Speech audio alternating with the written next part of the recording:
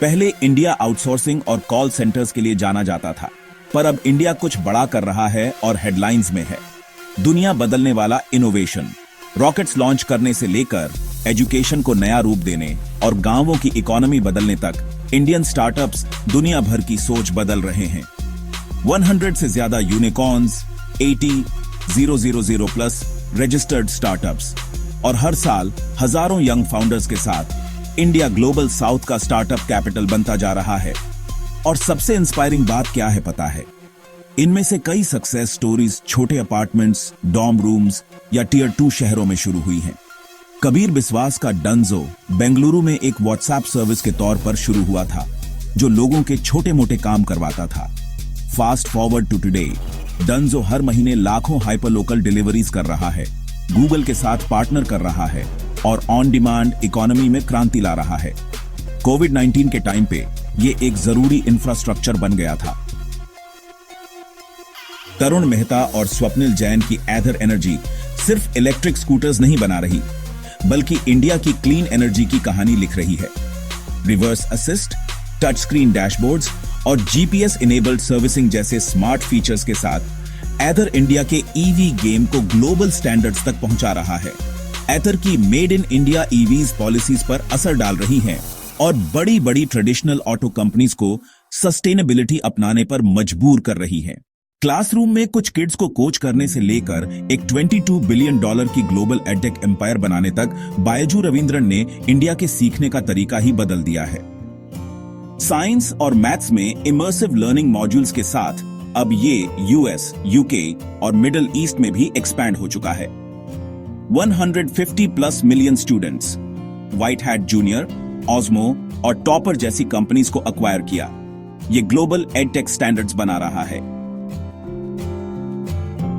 जब हर्षिल माथुर और शशांक कुमार को डेवलपर्स के लिए कोई इजी पेमेंट गेटवे नहीं मिला, तो उन्होंने खुद ही एक बना डाला।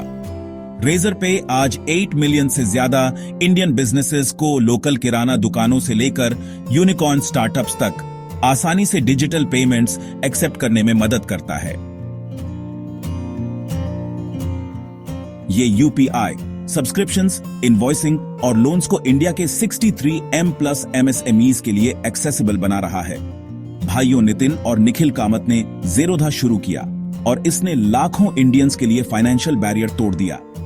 जीरो ब्रोकरेज और एक क्लीन इंटरफेस के साथ ये इंडिया का सबसे बड़ा रिटेल स्टॉक ब्रोकर बन गया, वो भी बिना किसी वीसी फंडिंग के।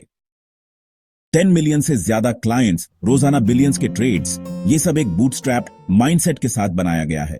गिरीश माथुरुबूथम ने चेन्नई में फ्रेशवर्क्स शुरू किया था और आज ये एक ग्लोबल SaaS ब्रांड है जो CRM, सपोर्ट और IT सॉल्यूशंस ऑफर करता है। इसे 120 से ज्यादा देशों की कंपनीज यूज करती हैं। ये इंडिया की पहली SaaS कंपनी बनी जो NASDAQ पे लिस्ट हुई। इस बात का सबूत कि global software made in India हो सकता है। धर्मिल शेठ और डॉक्टर धवल शाह ने फार्मेसी लॉन्च किया, इंडिया की एक बहुत गहरी प्रॉब्लम सॉल्व करने के लिए, अफोर्डेबल दवाइयों तक पहुंच। आज ये मेड्स, डायग्नोस्टिक्स और डॉक्टर कंसल्टेशंस डिलीवर कर रहा है, हजारों पिन कोड्स तक।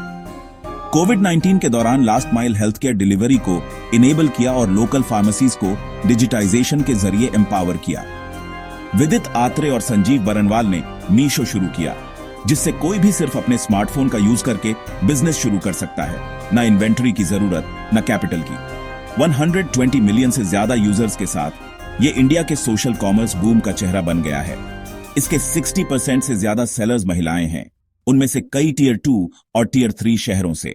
कैब्स में क्रांति लाने से लेकर दुनिया का सबसे बड़ा 2 व्हीलर ईवी प्लांट बनाने तक, भाविश अग्रवाल की ओला इलेक्ट्रिक इंडिया को इलेक्ट्रिक मोबिलिटी का ग्लोबल हब बना रही है।